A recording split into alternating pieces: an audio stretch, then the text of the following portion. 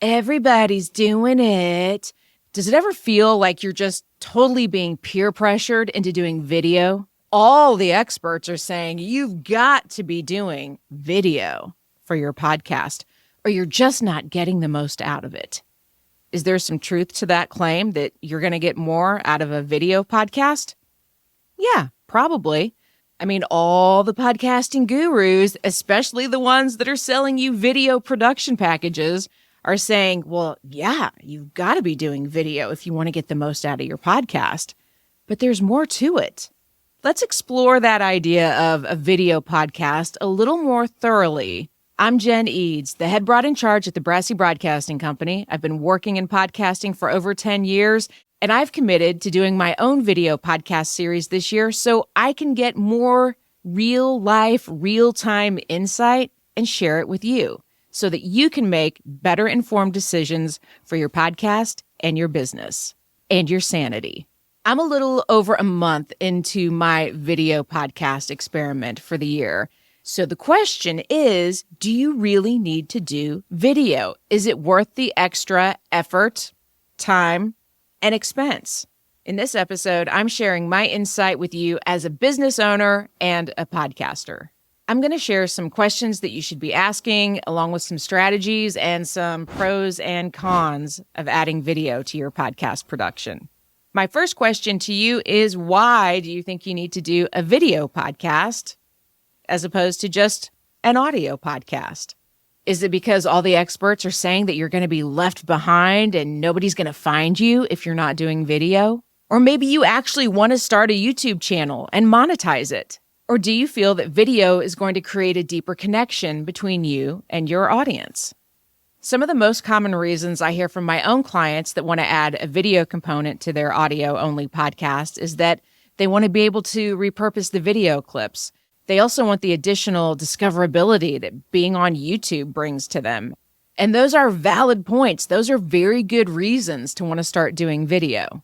The caveat is that none of those things are guaranteed. You're not just magically discovered, and your audience isn't going to just grow overnight. Doing a video podcast and putting that on YouTube has exponentially increased the number of people that my show is getting in front of. That has been true for me. I've also found that it takes a while for YouTube to get your content in front of the right audience that is going to click on that video and go watch it. One of the most important metrics that you need to be really watching in your YouTube channel analytics is the click-through rate, because that is really going to have a big impact on the success of your channel. If your video is getting in front of people, but they're not clicking through on it, and then they're not sticking around once they do click through, it's going to kill your channel. Just turning on a video camera or your phone and throwing that video up on YouTube isn't going to get you discovered. There's a lot more that goes into building a channel on YouTube. And one of the things that you need to think about when weighing the pros and cons of doing a video version of your podcast and putting it on YouTube is, are you trying to actually grow a YouTube channel that eventually you want to monetize? Or is this a place that you're putting your podcast just for some additional discoverability?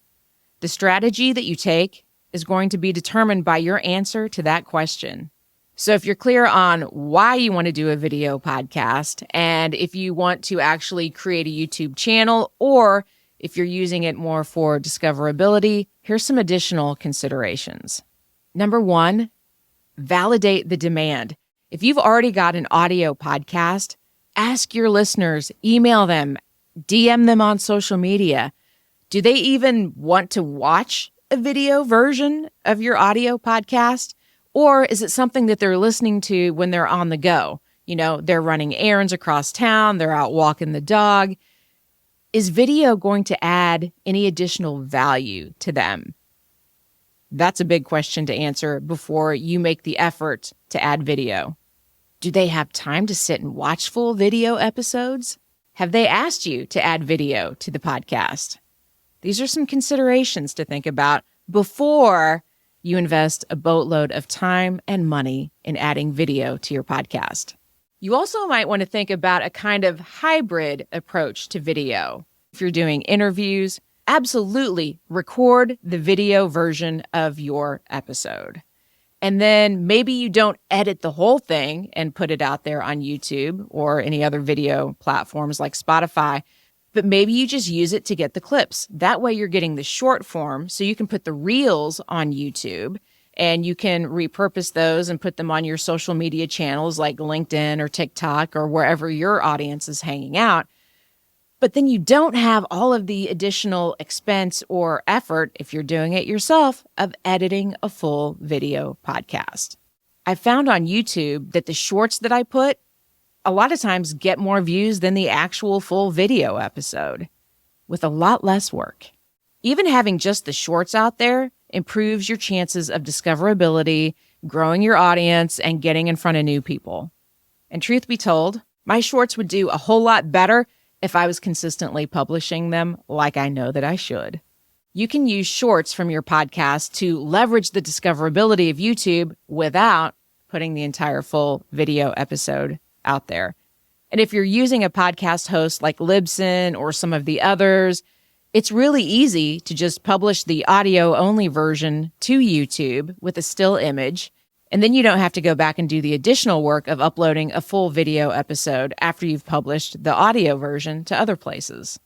The most important question that you need to ask yourself as a business owner that's considering doing a video podcast is, how is this going to help my business grow? How is video going to help me achieve my business goals? If you can't answer that question or haven't really thought about it and made a pros and cons list, then video might be more of a distraction than a good business strategy. If you are committed to using podcasting to grow your influence, income, and impact, make sure you check out my previous episode on grateful growth strategies. Thanks for tuning in. Now get out in the world and do some good.